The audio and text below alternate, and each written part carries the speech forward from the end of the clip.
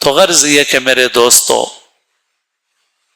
ان ناموافق حالات میں ہمارے لیے ایک ہی راستہ ہے، اللہ کی طرف رجوع اختیار کریں، نمازوں کی پابندی کریں۔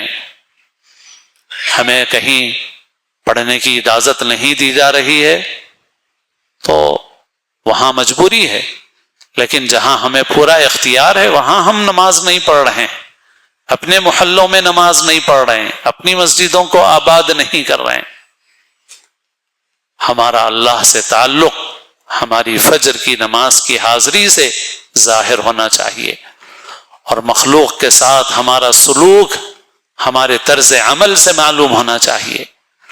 ہمارا اسلام صرف لیبل نہ رہے، اس لیبل کو کھولا جائے تو اندر کی خوشبو بتائے کہ یہ مسلمان۔ بہت سے پہلو ہیں میرے دوستو، اور بہت کمزوریاں ہیں ہمارے اندر۔